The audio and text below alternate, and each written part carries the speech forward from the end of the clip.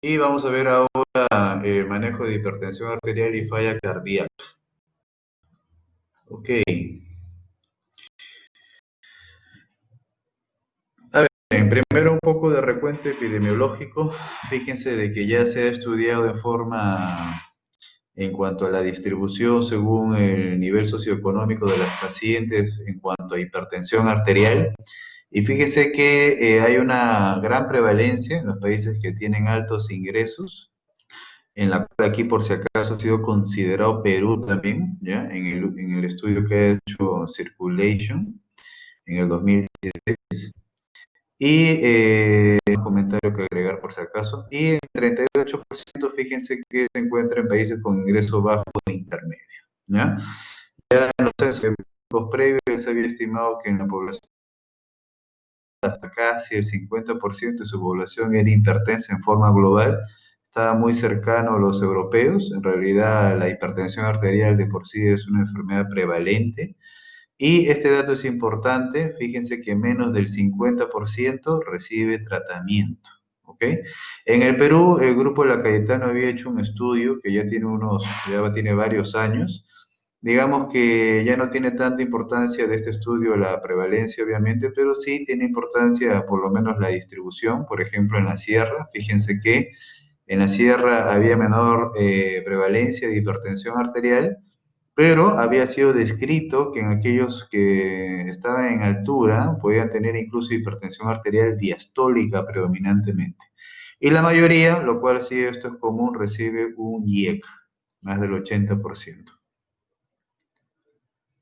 Muy bien. Entonces, ¿cuál es el diagnóstico actualmente considerado de hipertensión arterial? Bueno, fíjense, esto viene ya desde el séptimo reporte que siempre ha sido del Young National Committee, el grupo elaborador en cuanto a las guías clínicas de hipertensión arterial. Luego también esto ya ha sido tomado por la Sociedad Internacional de Hipertensión Arterial. Pero del Joint National Committee, fíjense que desde el séptimo reporte y se repitió en el octavo, estos son los criterios que se manejaban, ¿no? Criterios que se manejan hasta hoy, ¿cierto? Hipertensión arterial se considera por encima de 140 milímetros de mercurio. En realidad ese es un dato que había sido escrito ya muchos años en forma empírica por el doctor Pickering, que era un investigador, un fisiólogo, y que en realidad se basaba en la plausibilidad fisiológica, ¿no? Cuando ya transgredía lo patológico y estableció en ese corte, y en el tiempo los ensayos clínicos le han dado la razón y por lo tanto hasta ahora se maneja por igual, ¿ya? Por encima de 140, hipertensión se diría estadio 1 o grado 1, y la de grado 2 por encima de 160 milímetros de mercurio. Igual vemos con la hipertensión arterial diastólica por encima de 90. Y se habla de prehipertensión entre el rango entre 120 y 139. En cambio, la diastólica entre 80 y 89, a partir de acá se saca esto está relacionado porque cortes de 20, de 10 milímetros de la presión arterial, ya sea, bueno, principalmente cada vez que se incrementa los cortes de 20 y 10 de sistólica y diastólica, esto se asociaba a incremento de riesgo cardiovascular. Y así como tal se publicó hace mucho tiempo. ¿Ok? Bueno, que este criterio, por si acaso, en el 2018 fue discutido y se fue catalogado la hipertensión por encima de 130, lo cual no fue compartido con la guía europea. La guía europea mantuvo 140 y es lo que seguíamos preconizando en estas clases de terapéutica a los alumnos, o sea, los criterios diagnósticos de la guía europea. Y el tiempo nuevamente se ha inclinado a lo lógico y ahora la Sociedad Internacional de Hipertensión Arterial este año nuevamente reconoce la suma de las guías, incluida la europea a la cabeza, y establece nuevamente el corte en 140, ¿no? O sea, digamos que hoy por hoy nuevamente hay un consenso mundial, ya no hay esa confusión, en especial para un estudiante de medicina, en que hablaban que la hipertensión arterial en consultorio diagnosticada por el médico tratante era por encima de 130, ¿no? Como ven ahí, por igual, hipertensión arterial estadio 1 y 2, ¿ok? Igual que el Young National Committee, los cortes iguales que en la guía europea. Y sí que, bueno, la única diferencia es el establecimiento de lo que es normal, lo que es normal alto. Digamos que sí que es importante en esta clasificación Un paciente que ya tiene la presión arterial por encima de 130 es un paciente que hay que hacerle seguimiento. Por esa razón, fíjense, es importante el control adecuado en cuanto al registro de la presión arterial. Ya desde hace mucho tiempo los tensiómetros, digamos que han virado a que sean tensiómetros digitales o oscilométricos, como muchos están familiarizados, los cuales permiten hacer el control además no solamente domiciliario, sino también actualmente con fines diagnósticos. Y actualmente ya se recoge esta información diagnóstica. Los pacientes pueden tener su oscilómetro digital y con eso pueden tener el diagnóstico también. Entonces, a nivel de la oficina, bueno, ya los tensiómetros aneroides se siguen utilizando obviamente, pero también se han incorporado hoy por hoy los oscilómetros digitales, también validados para utilizarse en la oficina del consultorio. ¿Ok? Esto ya lo saben muy bien, cómo tiene que estar el paciente. Algunas cosas se olvidan, como lo que estoy viendo acá, que el paciente no debe de hablar cuando se le está haciendo el registro de la presión arterial. Los pacientes no tienen que tener las piernas cruzadas. Entonces, miren, hay varias cosas, detalles que a veces uno obvia y que al final nos da un mal registro. Y el mal registro nos puede conllevar a un tratamiento inadecuado. A veces podemos llevarlo al sobrediagnóstico al paciente. Entonces, fíjense, si la presión arterial se encuentra por encima de 140-90, por si acaso yo necesito al menos dos registros, se recomiendo hoy por hoy un poco más de registros para hacer el diagnóstico, pero igual se sigue respetando el criterio de que al menos dos y al menos una diferencia de una semana, la amplitud de seguimiento es mayor también, pero al menos ese seguimiento mínimo. Y si es que el paciente siempre se le va a recomendar cambios de estilos de vida, así es que si es que vemos ahí, miren acá en el primer flujograma, si el paciente le diagnosticamos por encima de 140 y todavía luego de 3 meses persiste, utilizamos las herramientas ambulatorias, ¿no? Esto ha sido promovido por las guías canadienses de hipertensión arterial y también nos ayudan hoy por hoy. Si le hacemos un monitoreo ambulatorio de la presión arterial, que ustedes ya saben que es el registro en 24 horas, o si el paciente tiene su tensiómetro digital oscilométrico y se hace monitoreo domiciliario de la presión arterial, fíjense que vemos si es que la presión está en 13,8. ¿Por qué 13,8? Porque cuando se hace el monitoreo ambulatorio domiciliario, ahí es cuando el nivel para referir hipertensión arterial sí que es sí, por encima de 130,80 milímetros de mercurio. ¿Ok? Entonces, fíjense, en este caso, si el paciente tuvo más de 140, o sea, hipertenso, se podría decir, ¿ya? Pero le estamos haciendo seguimiento para verificar y si en el monitoreo ambulatorio es menos de 130, entonces en realidad no es hipertenso, sino solamente fue una hipertensión de bata blanca. Pero si la presión sí está por encima de este valor, o sea, no está menos de este, entonces el paciente sí que es hipertenso. Ahora, en la población que decía de riesgo normal alto, entre 130 y 139. Igual se le indica estilos de vida y en el seguimiento también verificamos el monitoreo domiciliario ambulatorio.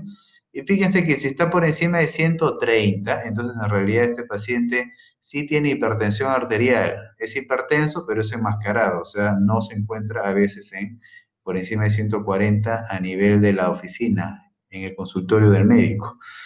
Y si es que no tiene este valor por encima de 130, entonces en realidad lo que tuvo es solo una elevación transitoria de la presión arterial en el consultorio y no es que sea hipertenso propiamente. Entonces cada vez más hacemos un diagnóstico un poco más preciso para que así tengamos una mejor certeza en el diagnóstico y evitar el sobretratamiento, ¿no? Claro está que siempre la presión arterial tiende a subir desde el punto de vista ya descriptivo en los estudios cuando el paciente se encuentra en consulta, diferente a lo que sucede en su domicilio. Ok, entonces miren, la evaluación inicial hay que identificar los factores de riesgo cardiovascular. No es lo mismo tratar a un paciente con enfermedad cardiovascular coronaria o un diabético del que no lo tenga. Hay que identificar la comorbilidad, si es que ya hay daño en órganos blancos, hay remodelación ventricular, falla cardíaca, falla renal, hay proteinuria. hay que revisar justamente estos análisis, hay que ver el potasio, porque hay medicamentos que pueden incrementar el nivel de potasio, como los IECAS.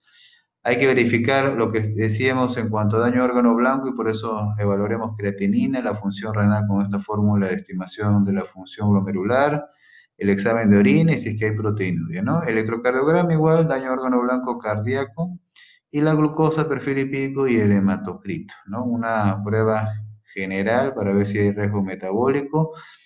¿Cuándo iniciaremos tratamiento? Claro está que una vez que se diagnostica, se supone que debemos de tratar al paciente y por eso es de que en forma global esto es cuando está por encima de 140,90 milímetros de mercurio.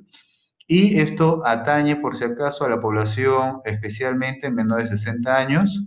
Y miren que se puso aquí como un distintivo porque años previos en otras guías, etcétera, en los pacientes nefrópatos o diabéticos a veces salían publicaciones que decían 125,75, 130,80, etcétera, etcétera, etcétera. Al final, desde el octavo reporte, igual fíjense que el tratamiento debe ser por encima de 140, ¿ya? Entonces, eso no es que vaya a variar.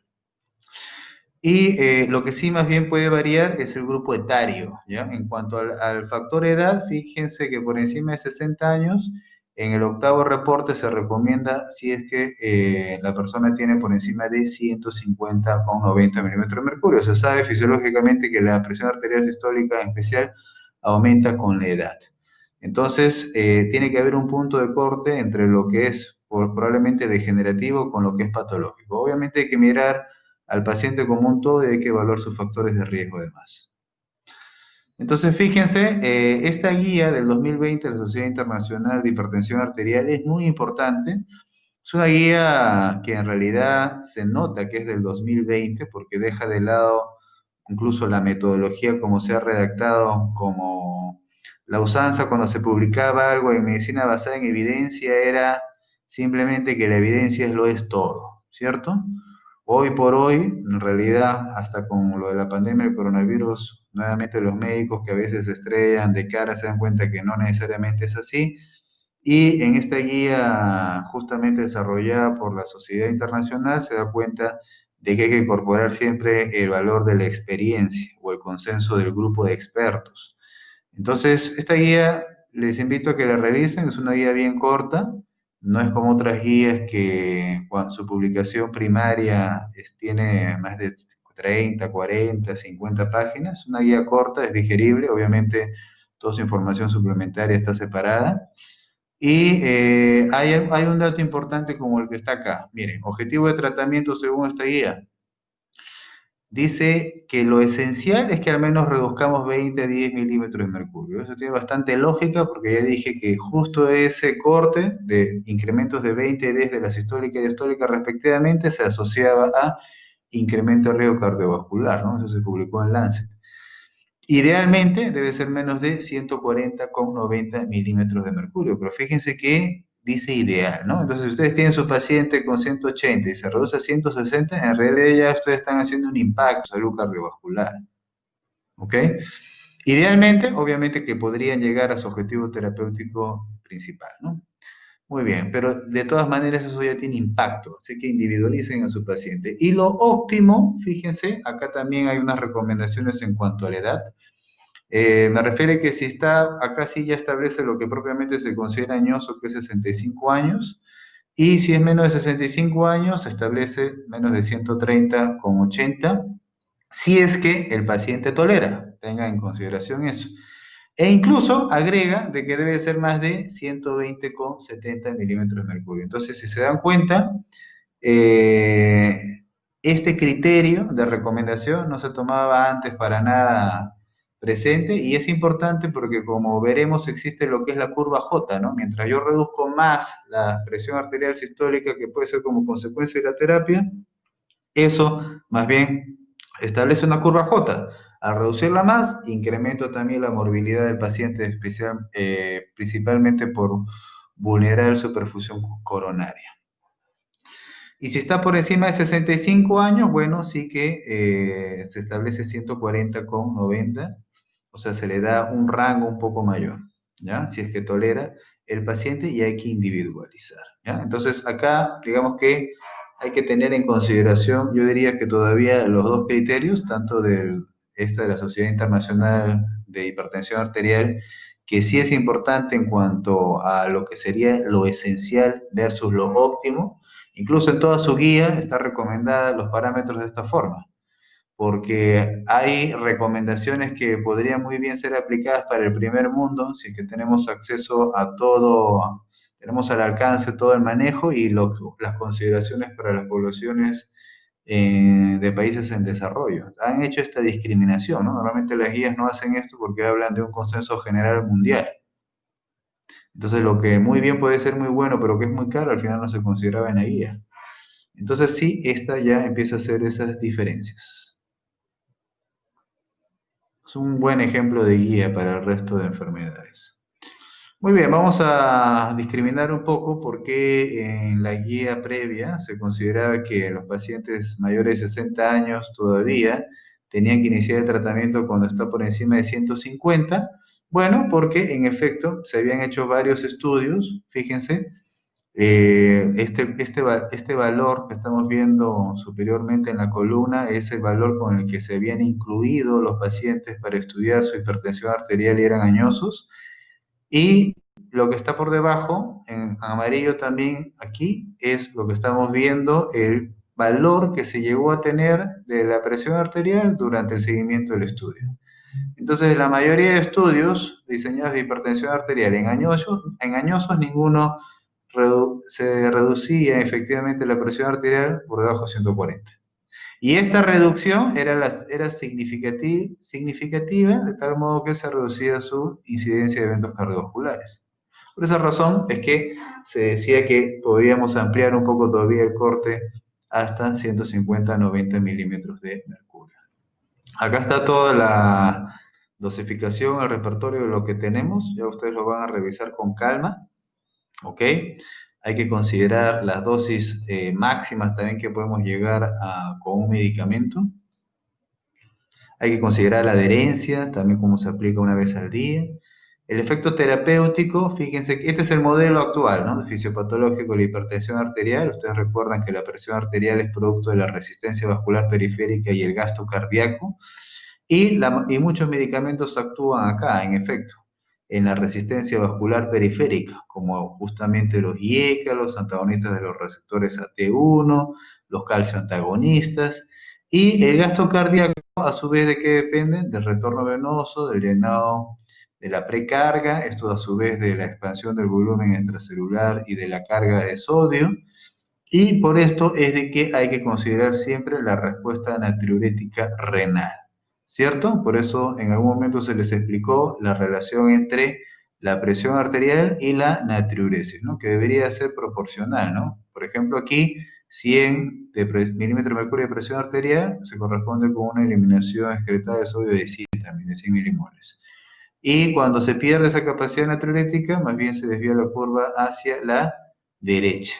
Los pacientes con hipertensión arterial sal sensibles ganan más sodio, más fluido extracelular, el retorno venoso aumenta, el gasto cardíaco también y por lo tanto la presión arterial.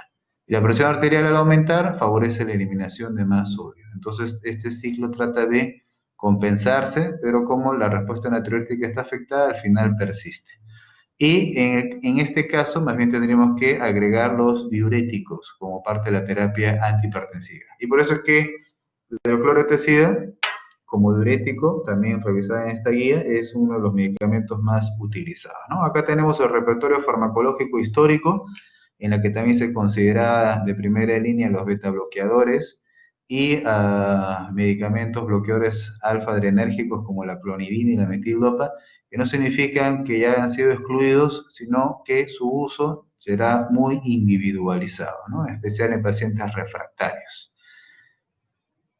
Muy bien, entonces tenemos estos 4 grupos recomendados como para la terapia inicial, en la que vuelvo a decir que está incluido el diurético tiazídico, que además tenemos el bloqueador de canal de calcio, el IECA, y el BRA1. ¿Okay?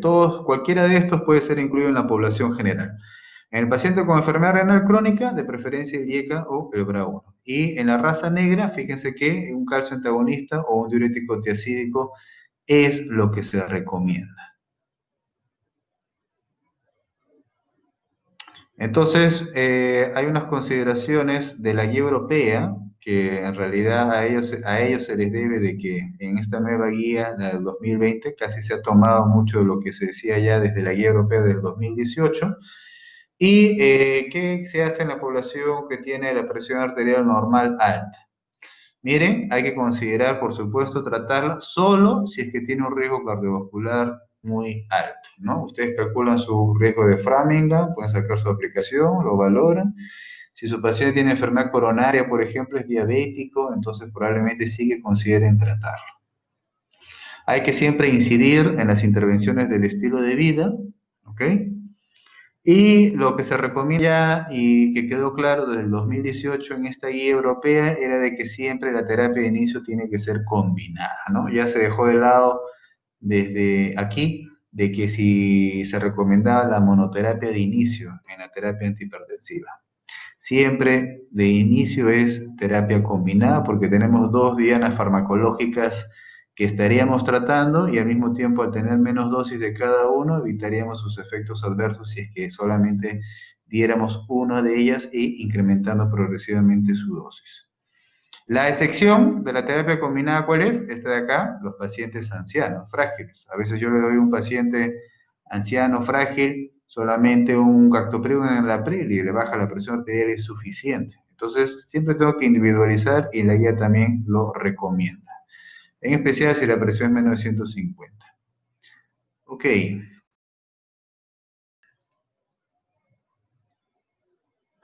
Entonces, fíjense, terapia combinada, monoterapia solamente en el anciano frágil, por ejemplo, si al mes se alcanza el objetivo de tratamiento, perfecto, y si no, incrementamos la dosis o pasamos a la triple terapia, que normalmente ya se suele considerar a los refractarios, ¿no? Ok, ¿cuáles son los efectos adversos de los diuréticos tiacídicos? Miren, su tiempo de vida medio prolongado puede generar hipocalemia principalmente, algunos metabólicos, hiperuricemia, intolerancia a la glucosa, porque incluso se había descrito que podían producir diabetes mellitus de nuevo, pero a pesar de eso, igual no es que el grupo de diabéticos sea excluido o haya una consideración especial en el que no se le debe dar terapia diurética tiesídica. Sin embargo, lo que les digo sí está muy bien reportado, así es que ustedes ya tienen que manejarlo esto con mucho criterio. El IECA puede producir tos, hipercalemia, angioedema, esa es la razón por la que nos rotamos a los bloqueadores de los receptores de angiotensina tipo 1, pero fíjense que también puede producir angioedema, eso es lo que obviamente va a ser muy frecuente este dato. Los bloqueadores de canal de calcio dihidropiridínicos, estamos hablando de qué? Del nifedipino, miren, flashing, edema periférico, y también el edema más se le atribuye al anodipino, por ejemplo, y los no dihidropiridínicos, bradicardia y constipación. Beta bloqueadores, bradicardia, disfunción eréctil, si se lo da a un paciente joven, hay que pensarlo dos veces. Muy bien, a ver, algunos porqués en cuanto a las terapias. Por ejemplo, fíjense, hay este estudio que es el LIFE, y gracias a este estudio, que comparaba directamente un beta bloqueador que era el atenolol con los losartán, el brazo de los losartán tenía menor mortalidad y por lo tanto, eso es la razón fuerte por la que no se consideran los beta bloqueadores en la primera línea de elección, por lo general, ¿ok? Muy bien. Recuerden que son recomendaciones genéricas. Ok, ¿por qué las cuatro tienen un efecto comparable? Bueno, esto ya se nutrió desde este estudio bien famoso. Y en este estudio, hoja, compararon a los cuatro grupos. Miren, casi no había una predominancia cuando se valoraba comparativamente las cuatro drogas farmacológicas, aunque sí se vio un discreto efecto favorable en la raza negra, como estamos viendo, a favor de los diuréticos tiacídicos, ¿no? Y por esa razón es que tiene una mención diferenciada a favor en la raza negra. Yo puedo utilizar un diurético tiacídico, un calcio antagonista. ¿Por qué se consideró lo que yo les decía en el 2018 en la Asociación Americana de Cardiología unos valores de 130 para diagnosticar, y no solo diagnosticar, sino también empezar a tratar los pacientes con hipertensión arterial por este estudio que es importante, el SPRING, que había justamente evaluado la terapia intensiva. Miren, si el paciente, habían propuesto si es que el paciente llegaba como objetivo a menos de 120, en forma comparativa con la terapia estándar de menos 140. Pero fíjense que los criterios para incluir a estos pacientes, además de ser hipertensos, es que tenían un riesgo cardiovascular importante. ¿Ya? Tenían un score de Framingham elevado, eran pacientes que y adicionalmente podían tener enfermedad renal crónica. Muy bien. Entonces, este paciente de riesgo cardiovascular, ¿qué sucedió? Bueno, al darle terapia, al someterse al grupo que había elaborado la terapia intensiva, fíjense que alcanzó el objetivo primario de reducción de la mortalidad, el grupo con terapia intensiva. Miren acá, el hazard ratio significativamente se redujo, menos de la unidad y por lo tanto sí tenía un efecto protector. Pero realmente llegaban a menos de 120. Bueno, esto fue lo que, si bien se incluyó para que sea así, en la práctica no sucedió eso. En la práctica, el paciente que había sido dirigido para el grupo que debiera haber reducido la presión a menos de 120, en realidad en la práctica durante el estudio estuvo entre 120 y 130. O sea, en realidad lo que logró es menos de 130. Y acá el grupo control, que era menos de 140. Por esta razón, basado ya en lo que se encontró finalmente, es que se recomendó el corte de menos de 130 como objetivo primario, además de diagnóstico. Pero hay que recordar que esto se hizo en esa población y uno no puede extrapolar un dato para todos. Entonces, y una de las consecuencias de riesgo, si es que uno hiciera siempre una terapia intensiva, es de que podríamos exponernos a la curva J. Pero, sin embargo, fíjense que en algún momento grupos médicos establecían que siempre menos es mejor, pero se olvidaban de que existía el incremento de la curva J, ¿no? Acá no me sale porque ahorita lo estamos compartiendo en PDF, pero existe un incremento de riesgos cardiovasculares cuando se va reduciendo la presión arterial diastólica y esto luego ya se traspoló a la hipertensión arterial sistólica. Y finalmente, ¿por qué se recomiendan los IECAS para recordar en la población diabética? Porque acá quien actúa normalmente la angiotensina 2, ¿cierto? Entonces, si yo bloqueo el efecto de la angiotensina 2, entonces, ¿qué voy a generar? Más bien una relajación en la arteriola eferente y esto va a reducirme la presión que se establece aquí en el glomérulo. Al reducirse la presión, van a filtrarse menos proteínas y al haber menor proteinuria se lo considera como una reducción del biomarcador de la falla renal. Ok, eso es en cuanto a hipertensión arterial.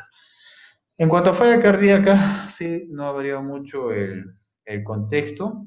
Fíjense que la definición ahora considera también la fracción de eyección reducida, o sea, un criterio ecocardiográfico, y se diferencia de esta forma, ¿no? Pacientes con falla cardíaca con fracción de eyección reducida o pacientes con fracción de eyección preservada. Las causas típicas: cardiopatía isquémica, hipertensión y valvulopatías.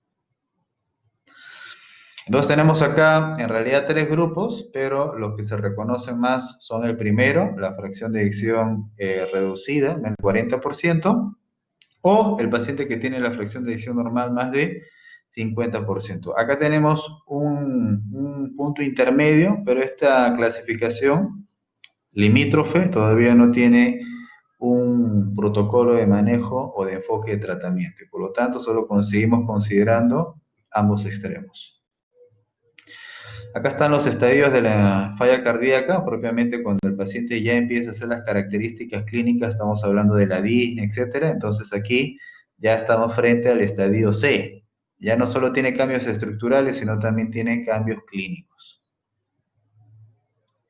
Entonces, ¿qué hay que valorar? La capacidad funcional, siguen aplicando sus criterios de NIJA, si el paciente tiene ortopnia, congestión, etcétera. Hay que hacer la historia clínica, ver los factores de riesgo, si tiene enfermedad cardiovascular previa, si tiene factores de riesgo que también favorecen la descarga adrenérgica y falla cardíaca, como el apnea obstructiva del sueño. En el examen físico hay que valorar si tiene justamente signos de ingurgitación y congestión sistémica, ¿no? Tiene ingurgitación yugular, o a lo mejor ya tiene hidrotórax, la intensidad del segundo ruido, Tercer y cuarto, ruido, si es que el paciente ya tiene congestión hemodinámica cardíaca. Y en analítica, igual, para valorar exámenes metabólicos, electrolitos, nuevamente sería importante valorar el potasio, porque en este caso le agregaremos espironolactona. Y de los biomarcadores no diagnósticos, sino principalmente de seguimiento que valoran por igual la congestión hemodinámica, tenemos el BNP o el ProBNP, ¿no? La porción N-terminal. Electrocardiograma nos permite valorar los cambios estructurales que va teniendo progresivamente el paciente. Ok. Tratamiento, estos son los 6 grupos, ok, pero siempre hay una terapia cuádruple nuclear que después lo vamos a repasar. Hablamos de diuréticos, por supuesto, pero no de diuréticos tiazídicos, sino de diuréticos de ASA. Hablamos de IECA o de los BRA, cualquiera de los dos. En este caso sí, los beta bloqueadores de preferencia selectivos y los antagonistas de los receptores de aldosterona. Los 4 constituyen en realidad la terapia nuclear que tiene cualquier paciente con falla cardíaca crónica en el estadio C o con fracción de eyección reducida. En algunos casos yo puedo agregar la digoxina o los nitratos. La digoxina, con las discusiones que puede tener por varios cardiólogos, médicos, etc. Y los nitratos, ¿no? Ok, entonces fíjense, aquí tenemos todos los estudios que ustedes los pueden revisar con calma en cuanto se nutrieron a estas recomendaciones. Recuerden que la digoxina, fíjense, es un agente inotrópico como tal y va a inhibir esta bomba, lo cual va a favorecer el incremento de sodio y calcio y por lo tanto favorecería el inotropismo del paciente.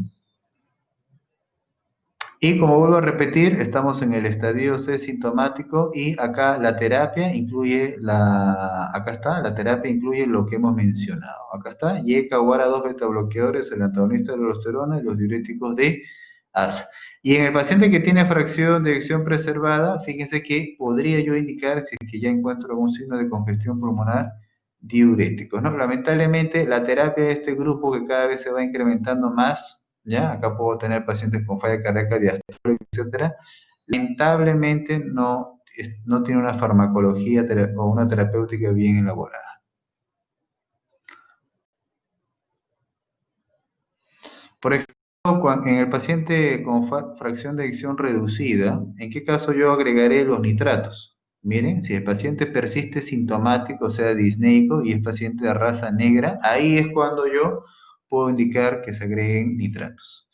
¿Y qué consideración tengo que tener para agregar la espironolactona? Estas condiciones, que tenga un potasio menos de 5 o un filtrado glomerular por encima de 30 mililitros por minuto, o sea que no tengo una enfermedad renal crónica avanzada. Y cuando yo empiezo la terapia con los IECAS o con los BRA, fíjense que en la falla cardíaca yo puedo empezar desde dosis bien bajas, como están viendo acá.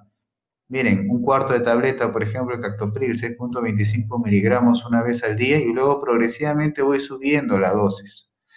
Lo que quiero decir es de que estas dosis mínimas tienen impacto porque recuerden que el uso de IECA y ARA2 en falla cardíaca es para reducir la remodelación ventricular.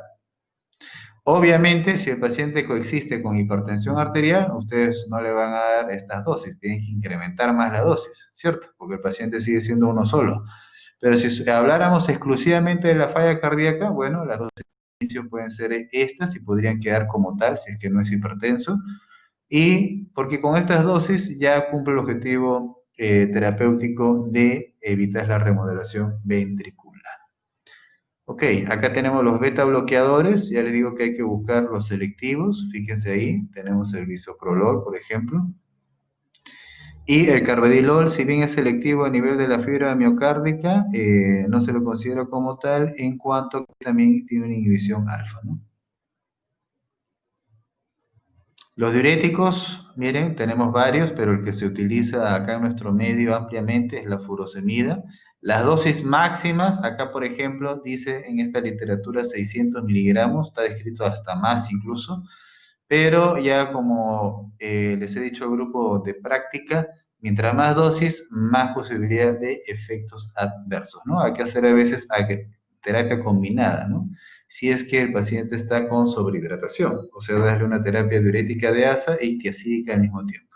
Además, que el paciente puede estar recibiendo ya el ahorrador, puede llegar hasta la triple terapia si es que hiciera falta, ¿no?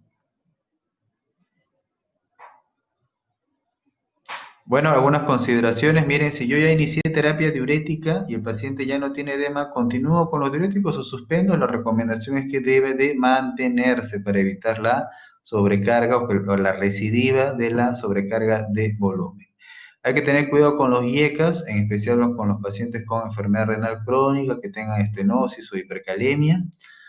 En cuanto a los beta bloqueadores, fíjense, si bien está claramente su indicación por lo que reduce el trabajo miocárdico y el consumo de oxígeno, y eso favorece a largo plazo el manejo del paciente, si bien es cierto, recuerden que es un beta bloqueador, ¿cierto? Y puede producir bradicardia. Un paciente con bradicardia, con falla cardíaca, obviamente tiene empeoramiento de su enfermedad. Entonces, cuando un paciente está descompensado, cuando un paciente tiene falla cardíaca y se descompensa, tiene hipoxia, ¿cierto? Y la hipoxia, ¿qué me conlleva? Taquicardia y taquicardia. Ese es un mecanismo compensatorio. Si ustedes lo beta bloquean en ese momento, lo único que van a hacer es empeorar su cuadro. Y si tiene bradicardia o hipotensión, lógicamente lo van a complicar más. El uso de los antagonistas de la aldosterona, la espironolactona, ya indiqué cuáles son los criterios para tener en cuenta. Entonces, fíjense, si ustedes mal indican un beta bloqueador, fíjense motivos de discontinuación, bueno, hipotensión, empeoramiento de los síntomas, ¿ok? Fatiga, beta bloqueo, bradicardia. Entonces, hay un gran porcentaje de pacientes que al final terminan suspendiéndose los beta bloqueadores, fíjense, en realidad porque los utilizan mal, ¿no? O sea, debe de administrarse cuando el paciente ya está, no cuando se hospitaliza por emergencia descompensado, sino después.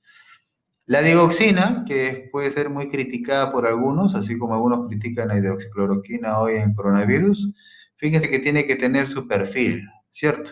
Su perfil en realidad implica un monitoreo porque es un medicamento que tiene un margen terapéutico estrecho. ¿Eso qué significa? Que basta que yo incremente un poco la dosis, yo me puedo ir a la sobredosificación o me puedo ir también a rango subterapéutico si es que le doy una dosis insuficiente. Entonces, tiene un margen terapéutico estrecho, tengo que manejarlo y con cuidado. Por eso es que se sugiere el monitoreo sérico, ¿no? Al paciente que se le complica, a su paciente con dioxinas, probablemente no le hace monitoreo sérico de su paciente. ¿Ok? ¿Y qué complicaciones? Miren, hay arritmias, síntomas gastrointestinales y hasta confusión, ¿no? Alucinaciones en los pacientes. Pero lo cierto es de que sí tiene un lugar que hay que saber utilizar. Hay algunos medicamentos nuevos, miren, el sacubitril, inhibidor de la nefrilicina del valsartán, que actualmente ya han sido incorporados a las últimas guías, y los bloqueadores de los canales IF, que es la ivabradina, especialmente también se podría utilizar en reduciendo la despolarización, pero diastólica. Y al fin de cuentas también va a reducir el consumo de oxígeno a largo plazo. Muy bien, ok. Bueno, el tiempo se ha pasado, así es que si es que tienen una pregunta, por favor.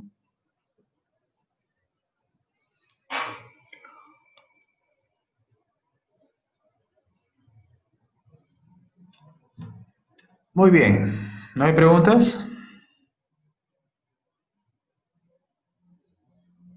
Ok, entonces damos por terminado.